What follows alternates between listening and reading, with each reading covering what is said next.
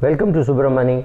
Now I'm going to talk to you about some queries which have come, and one of them is should I renegotiate my rent? My tenant was paying me rupees 24,000 rupees per month as rent in one of the suburbs of Mumbai, and he quit in the month of August, and now have a fresh offer from a potential tenant who is willing to pay me about 18,000 per month as rent. Should I this is a question being asked by the landlord and saying, should I say yes? What are the factors that I should consider? And the landlord does not have any EMI. His society charges are about 2,000 rupees per month, and yeah, that's it. Those are the factors. Now, should he say yes or should he say no? The question is, remember, like an employee, a landlord too has a perishing asset. The longer that he keeps his asset locked without a tenant, he is losing more. So whatever he gets is profit, because it is at least contributing to his charges. Luckily for this landlord, he's got enough money that he can afford to wait. The 2,000 rupees per month is not hurting him, so he can afford to be vacant for say 2-3 months. It won't really matter. In the meanwhile, he could get his house painted, cleaned up, whatever, to be given to the next tenant. He has done all that, and now it is worth giving away at 18,000 because of the following reasons. One, the fact that you have given it away at 18,000 does not matter, because your next client is not going to be able to use this as a basis for negotiating. He cannot come and say that, look, you would charge him 18,000, so I won't pay 23,000, because 23,000 was your pre-COVID rent. So 1 year later, when conditions come more towards normal, you might be able to push this guy out and get a new tenant at 23,000, or this client himself may be willing to pay a higher rent. So make sure about one thing: make sure that it is not a very long-term agreement. Don't sign a 3-year agreement. Sign a 1-year agreement, and in that agreement also you say, in case of renewal, there will be a 10% increase in rent. That means at least next year you will be getting close to 20,000 rupees, 19,800 to be precise, and you won't be missing out too much. In the meanwhile, if you do get somebody at 23,000, you know that you have to just bite your teeth and bide your time for 1 year. After 1 year, you will be able to replace this 18,000 client with a 23,000 rupee client. So let us see what has happened in the COVID scenario. A lot of young boys and girls who have come from say non-urban India into urban India, say they've come from Nasik or Coimbatore or Baroda or any of the places, to the Mumbais and the Gurgaons and the Chennais where they've sought jobs, are realizing that if anyway I have to work from home, I can work from Baroda or Coimbatore or Pune or wherever. I need not be in Mumbai. So these people are likely to go back. Thereby there is going to be an excess supply of property to be given out on rent, right? Also, if salaries go down, what these boys or girls who are staying 2 to a flat may suddenly start staying 3 to a flat, or even 4 to a flat, right?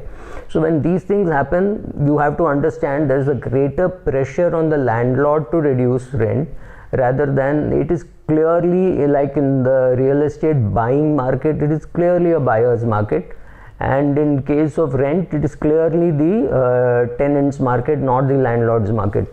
So till the supply shrinks and till more buildings are not broken down, and till the supply comes down and more people buy their own house, and then maybe increase the demand for own houses and reduce the availability for houses being given on rent, this thing will happen. So some suburbs there will be greater pressure. So I realize that the rents are definitely going south. Now, is it possible for us to say no, rent should be at least 2% of cost or 3% of cost? That seems to be very, very difficult, simply because unlike an equity market where dividend yield can be calculated, you know at what price you are buying and you know what is the dividend yield that you will get. Rental yields are impossible to define, because India does not have a rent index. India does not have a trustworthy, dependable real estate index, and one needs real estate indices by suburbs. So you need a Ghatkopar index, a Chembur index, a Wadala index, Defense Colony index, Green Park index, and Besant Nagar index. You cannot have a Chennai index or a Mumbai index. That is too broad and completely useless from your point of view. Can somebody create these indices? Of course, somebody like HDFC can create these indices. Remember, real estate deals are all registered with the government. So the government has access to the prices at which real estate prices at which they are being transacted. So you know the real estate prices. Rents are also now being registered because the rental agreements are being registered.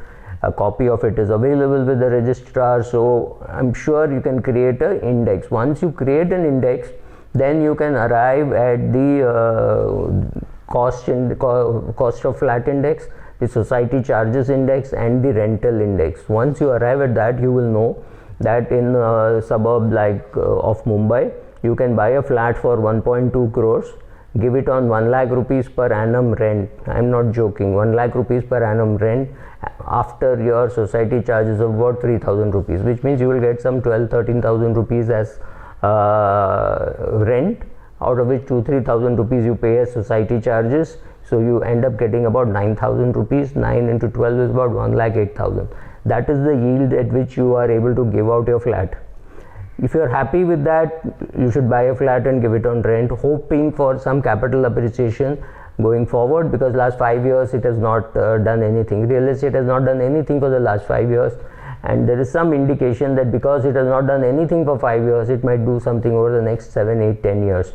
But it is also possible that it may do nothing for 10 years, which means another 5 years you're going to just lock up your money and get some pathetic rate of return, which is less than the bank interest. So with these conditions, you have to decide whether you want to buy a house and give it on rent, or if you have a house, whether you give it on rent at a lower yield or whatever it is, hoping that going forward yields will improve. These are both very difficult conditions to understand. That means when everybody is telling you that real estate will go nowhere, could be the best time to be buying real estate. So I'm saying something and contradicting also. That is the very purpose, right? I'm forcing you to think what to do.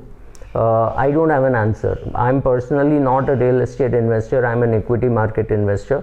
So I don't have anything at stake talking about it. But yes, the rental yields that I'm seeing are not so great, which means I don't see REITs making money in India. So REITs won't make money, and residential yields are pathetic. I'm seeing 25 to 30% fall in rents which are happening, but I'm also seeing a 25 to 30% fall which is happening in salaries which are getting renegotiated. So I think what COVID has done is it has dramatically done a mark to market of all assets. It has done a mark to market of people. It has done a mark to market of money. If your money was deployed earlier at 9%, now it is coming back to be deployed at 6% or slightly under that. And your rent yields are coming down, so all assets are getting repriced. Perhaps real estate in tier 2, tier 3 cities, or maybe tier 3 and tier 4 cities may go up because demand could go up, but I don't see rentals going up in tier 1 and tier 2 cities in a hurry. If anything, people are leaving the bigger cities and going to the smaller towns, and if I can work from Coimbatore to Mumbai, maybe I can even work from Coimbatore to New York. So maybe I start supplying my services abroad and start earning in dollars, pounds, or mark, or whatever. So all these alignments and realignments will happen. So you will have to give, I think, give the market 2 years, 3 years time to see how much of repricing is happening in all the assets. So your services, your rents, your interest, everything is going to get repriced thanks to COVID. And we do not know how much, and we do not even know what will happen when some supply completely shrinks. Suppose a few restaurants close down and then there is a demand, how will the pricing change? Nothing, but I think interesting times ahead. Start preparing for a post-COVID world. We have spoken enough about COVID. Now we have to be prepared for what happens after COVID is over. So interesting times. Keep tuned in. Thank you.